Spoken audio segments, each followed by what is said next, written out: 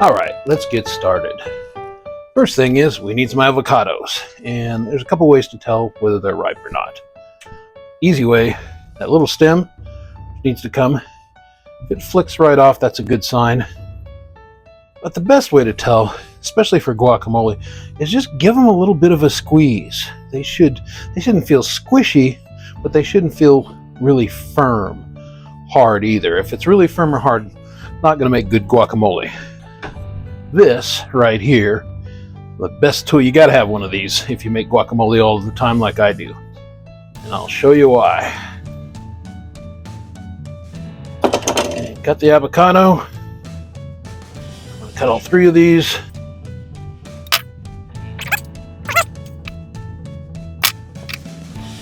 All right, seed 1 out, seed 2 out, seed 3. That is far and away the easiest way to do that. All right, here's the other part of this tool that's great. Get in there and scrape out all that guacamole goodness. I guess technically it's avocado goodness, right? Because it's not guacamole yet.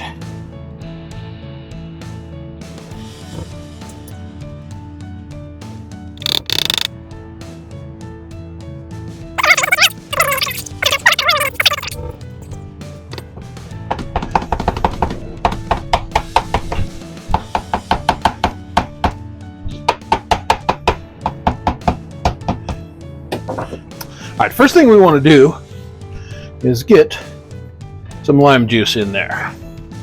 And that adds a little bit of flavor, but more importantly, slows down the oxidation of the avocado. You know, the avocados will turn brown exposed to air. That slows down that oxidation. All right, now here's my recipe. So I have 3 good-sized avocados there. I've already pre-cut some onion, diced it really fine. So that goes right in there. How much we're going to throw on the stove? The answer is a lot.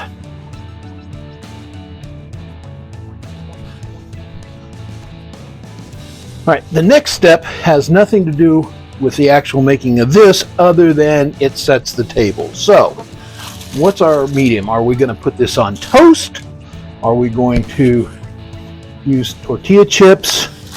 I don't have any tortilla chips handy. I just have these club crackers. And you want to look at this and taste it. What's the salt level of what you're going to put the guacamole on? These crackers are a little salty, certainly not as salty as a tortilla or a tortilla chips.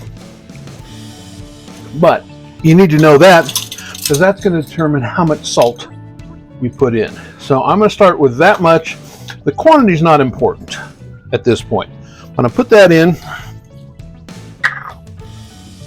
the trick to my recipe is having the right ratio. So this is cayenne pepper, same amount. This is ground cumin, same amount. And we've got, this is dried cilantro. Fresh cilantro is a little bit better, but this is going to work really well in this. All right, now we're going to start mixing it up. And you can use a mixer, which I've done, but we're just going to do it with a fork. And we're going to mix this all around and get everything nice and melded, and we'll do our first tasting. I like a nice, smooth guacamole, relatively smooth. Some folks like it really chunky.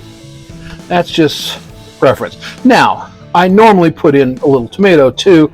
I just don't have any. So we don't go with tomatoes in this one. All right, let's do a quick taste. That has a good spice level. The salt level is about right, but just needs a little bit more of all the 3 main ingredients. And that cayenne pepper puts the zing in there. All right. And this is just coarse kosher salt. My favorite for cooking with. All right, we're going to whip it good. All right, one more tasting. Oh yeah, that is nice. All right, well, let's give this a taste. Oh yeah, this is spicier, just has more interest than your average guacamole that you get in a Mexican restaurant, which I find is a little bland. You make this guacamole recipe, people are going to like you. In fact, I can't go to a party amongst family and friend here without making my guacamole. It is terrific, trust me on that.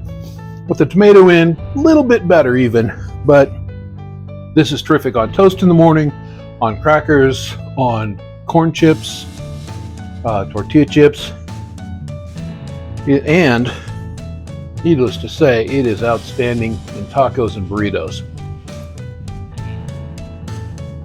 Oh yeah, that's good. Enjoy.